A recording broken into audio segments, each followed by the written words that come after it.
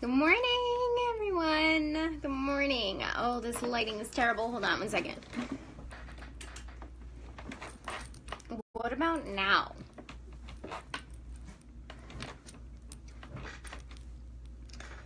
Guys, my hair still looks red. I don't think there's anything I can do about it. Oh, God. I'm having a friend come over today, and we're going to fix the lighting here in my place.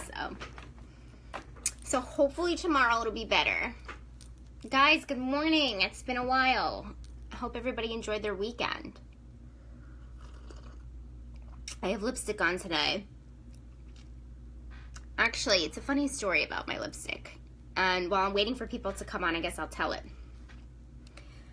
I'm 31 years old, and I have never been a huge makeup person, right? I wear the same three things. I wear eyeliner, I wear mascara sometimes, and then I wear foundation. And those are the only, I don't spend a lot of money on makeup. Not my thing, right? Not my forte.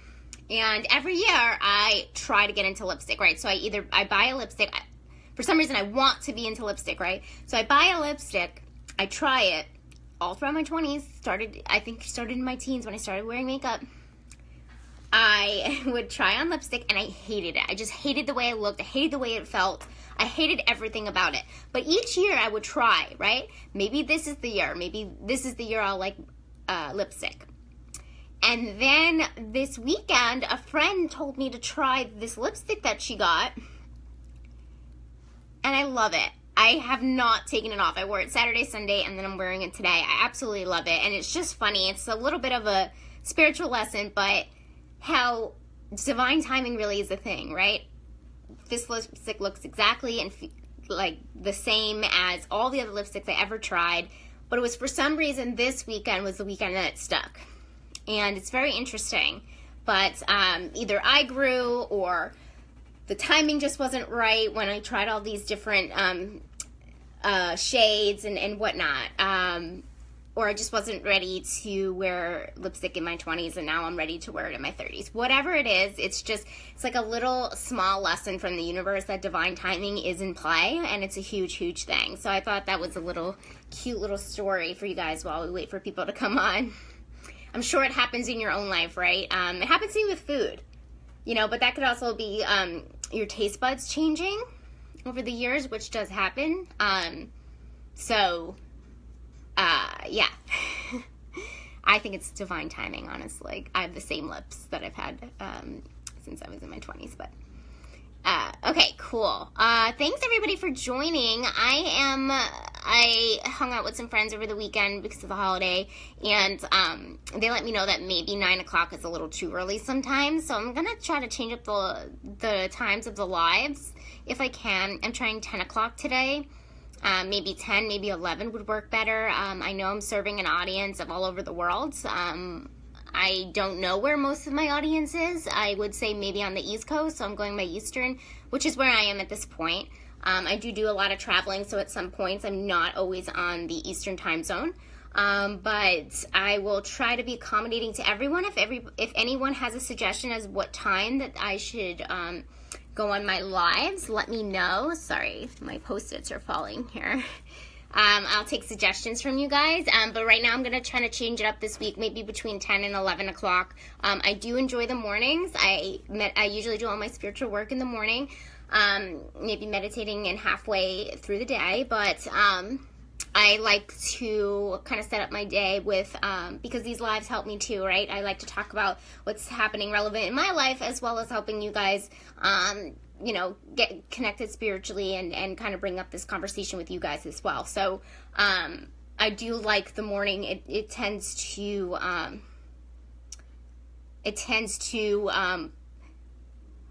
what is the word I'm looking for? Set up my whole day, right? So yeah, so I'll be mixing up the time this week. All right, let me introduce myself if this is the first time that you are on one of my lives. I am Justine Lezzi, and I am a spiritual coach, and what that means is I help people get connected spiritually. I help people empower their intuition, and I help people heal themselves. I help people heal themselves. Sorry, I think that is what I said. Sorry about that. I do all of this because I want everybody to create a life of emotional freedom. I think that's super important. I want to help people be free of the emotions that are boggling them down and kind of live a life of, like I said, emotional freedom. Like, we all want to be free, right? So I think spiritually we can get there. I'm also an intuitive empath. If you don't really understand what that means, please message me. I am a mentor of empaths. Long story short, we absorb energy more deeply than other people. If you... Sorry, my voice went out there. We absorb energy more than other people. If you feel or suspect that you may be an empath, message me. We can kind of talk it through. I love talking about that kind of stuff. So, and people have messaged me in the past, so thank you so much. I love talking about it. I love helping people. You know, I know for me, a light bulb went off in my head, right? When I found out that there was even a word for this. So, I am forever grateful for that. I also do different healing modalities. So I do angel card readings and I do crystal healing. So if anybody's looking for a session, please reach out. Very beneficial. My prices are affordable. And during this holiday, it's actually a good idea for a gift, I think. So if you want to reach out and kind of talk about that, that'll be really, really cool. Please go ahead and do so. And I always drop my scheduler in the comments. So if you want to schedule some time with me, that's how you do so. Okay, let's get down to the nitty-gritty. I keep talking, right, about everything but what the topic is. And today's topic is feelings. Feelings, feelings, feelings. Feelings is my favorite thing, okay? Besides talking about intuition, besides talking about empaths, I love talking about feelings. I love talking about how I feel. I dissect how I feel all the time. A lot of people find that really, really draining. I find it very energizing, right? Because I think feeling how you're feeling and questioning why you're feeling it can really lead to a lot of self-actualization, which is the discovery of your actual self, your true self, your higher self. That is how I was able to get to the nitty-gritty of who I am, is questioning everything, right? That's what happens. So paying attention to your feelings, it could tell you a lot, right? Because feelings come from intuition, right? Because it's the intuition, again, is the channel between us souls on Earth and the universe. So anytime we ever have a feeling, it's coming from intuition, and we're having it for a reason, and that's the point. So I wanted to talk about, and I was talking to a really good friend about it last night, and I was like, oh, this is a good topic for a live, and I wanted to do it today. It was like fresh on my mind, and I think part of it is a lot of people are, and especially if they consider themselves spiritual, think that they can't have a negative feeling, and they almost feel guilty for having a negative feeling. Guess what, guys? Even the very spiritual people, including Deepak Chopra, who I'm seeing this Thursday, good morning! Thanks for joining from LA. Yeah, if you guys want to say hi, I mean, this is not just although I'm doing some spiritual teaching, I also love to, oh, looks like my lipstick is smearing. I also want to make sure, good morning, Catherine, that it's interactive too. Okay, so what I was saying was, I think a lot of people, especially if they're spiritual, they think that they can't have a negative feeling. They can't be angry. They can't be jealous. They can't be envious. They can't do the negative, right? Well, I'm here to tell you, even everybody, like I said, even, oh, thanks, Catherine, that's sweet. Even people that are spiritual, guess what, guys? They're humans too, and we are spiritual beings having a human experience. It's not the other way around. We are not human beings having a spiritual experience. We are at the core of it. We are our souls. We are not who we are physically, right? We're borrowing these bodies. I hope we all understand that, and I think I've talked about that before. We are borrowing these bodies, so we are not, for some of the time, we are not who we think we are, right? That's why I always talk about higher self and how important it is to get to know yourself and really learn what you need and whatnot, and feelings could help you. But anyway, we all have feelings because we are having this human experience. So it's okay to feel angry. And I'm here to tell you that there's a couple of things about feelings that you should probably know. Number one, they're all temporary, even happiness, right? I believe when it comes to happiness, and this is also another good topic, that there's two types. There is ones that come in waves, right? Happiness. And then there's bliss, right? And bliss is what I call an overall happiness. Like, I have finally found my bliss, right?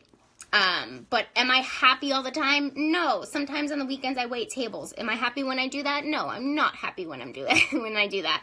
I would rather be doing this all the time, right? So, there's some things in life that we have to do. But that don't necessarily bring us happiness in the moment. And it's okay for me to not, and obviously I look at the positives, I take pride in my job and all that stuff. But, it's not pure happiness, I would say. But that comes in waves, right? If somebody breaks up with you, you're not responsible to be excitedly happy the next day. That's just, it's not reasonable. It's not practical. It's not, it's not typical. You are allowed to take the time that you need to feel sad, happy, angry, betrayed, whatever you need to feel and whatever comes up.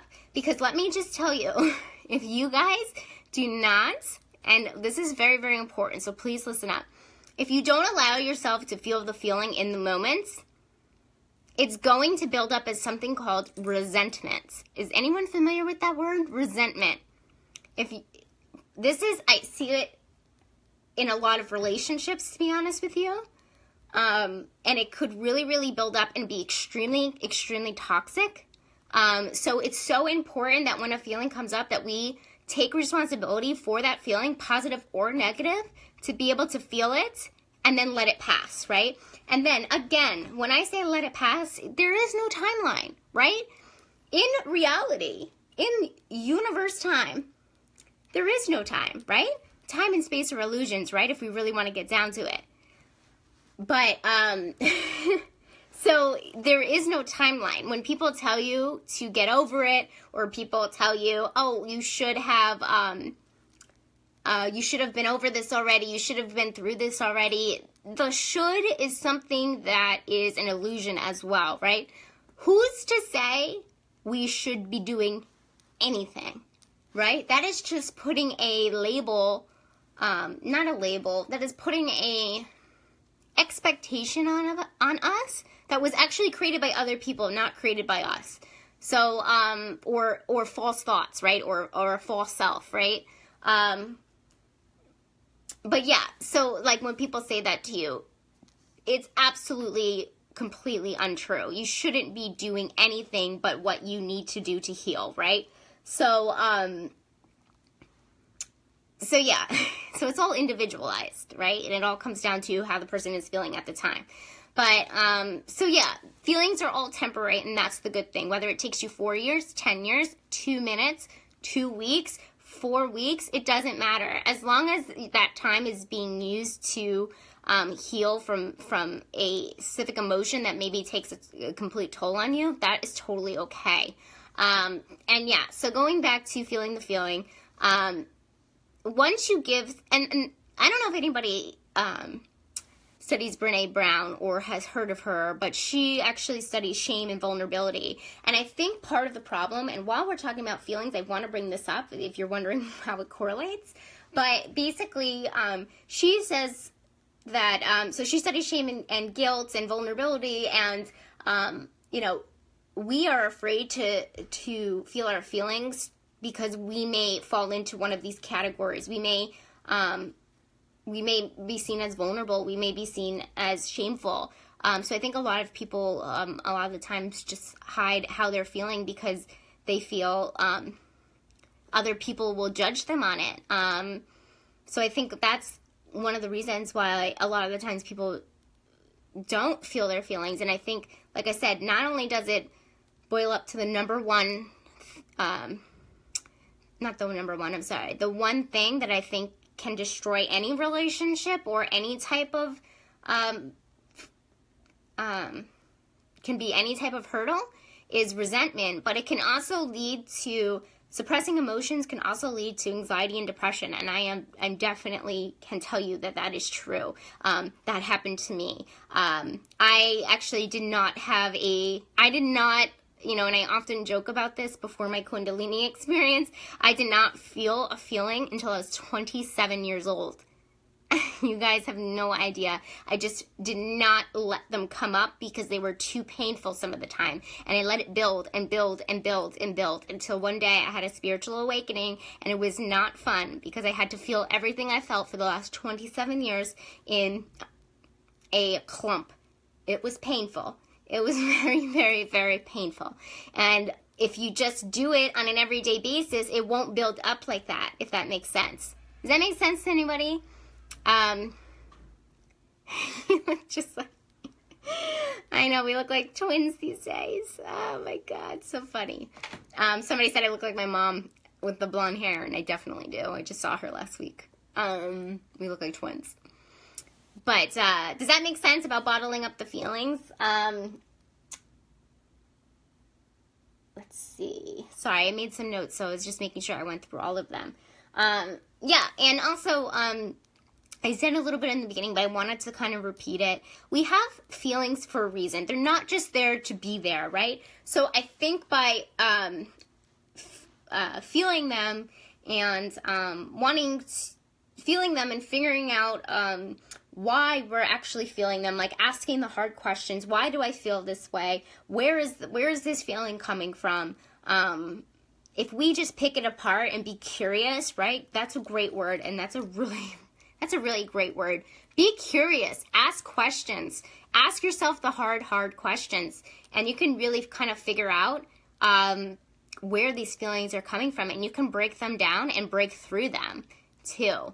And they can help you massage through them and get through it a little bit faster as well. If you use a lot of questioning. Which is why I think coaching helps, right? Because it's a lot of people think that coaching is somebody telling you how to live your life. It's actually, good morning, Izzy. Good morning. It's actually somebody, I'm sorry, I get a little distracted when I say hi to people. It's actually, oh my God, I lost my train of thought. Oh my gosh.